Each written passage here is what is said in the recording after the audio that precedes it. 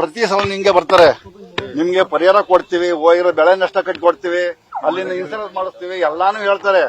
ಯಾವ್ದು ಸರಿ ಬರಲ್ಲ ಸರ್. ಬರೋದೆಲ್ಲ ದೊಡ್ಡವ್ರ ಜಾಬ್ಗೆ ಹೊರತು ಬಡವ್ರ ಜಾಬ್ಗೆ ಯಾವ್ದು ಬರಲ್ಲ. ಇದು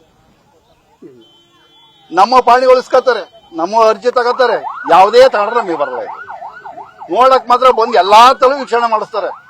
ಪ್ರತಿಯೊಬ್ಬರನ್ನು ಕರೀತಾರೆ, ಆಫೀಸ್ಗಳಿಗೆಲ್ಲ ಕರ್ಕೊಂಡು ಹೋಗ್ತಾರೆ. ಕರ್ಕೊಂಡೋಗಿ ಇದೇಗಳು ಯಾವಾಗ್ಲೂ ಬಡವ್ರಿಗೆ ಎಲ್ಲಿ ಸಾರ್ ಬಂದದೆ, ಕಣ್ಣೀರ್ ಹಾಕ್ತಾ ಇದೀವಿ.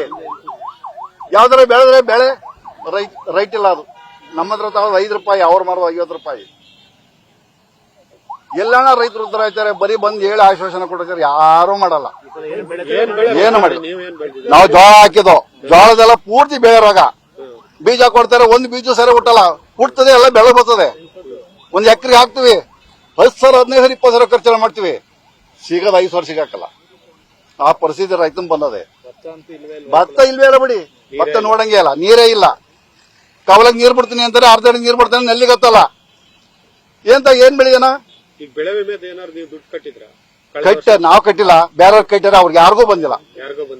ಅದು ಸುಮ್ಮನೆ ಆಶ್ವಾಸನೆ ಅಷ್ಟೇ. ಇವ್ರದೆಲ್ಲ ಇಲ್ಲ, ಕಟ್ಟೋದಿಲ್ಲ. ಇವ್ರ ಕಟ್ಟಿ ಯಾಕ ಇವ್ರ ಜಾಬ್ ತುಂಬಿಸ್ಬೇಕು ನಾವು.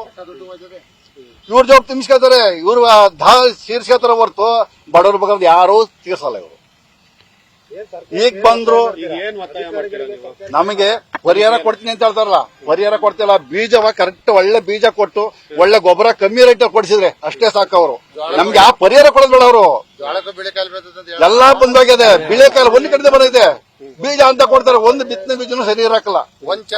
ಅವ್ರು ನಮ್ಗೆ ಪರಿಹಾರ ಕೊಡೋದ್ಬೇಡ ಸ್ವಾಮಿ, ಪರಿಹಾರ ಕೊಡೋದ್ಬೇಡಿ. ಕರೆಕ್ಟ್ ಬೀಜ, ಬಿತ್ತನೆ ಬೀಜ, ಗೊಬ್ಬರ ರೈಟ್ ಒಂಚೂರು ಕಮ್ಮಿ ಮಾಡಿ ಕೊಡ್ರೆ ಸಾಕು. ಅಷ್ಟ್ ಮಾಡಿದ್ರೆ ಅವರು ಮಂತ್ರಿಗಳು, ಮಿನಿಸ್ಟರ್ಗಳು ಅಂತ ಹೇಳ್ಬೋದಾಯ್ತು. ಮಂಜೇಗೌಡ ಅಂತ ಹೇಳಿ.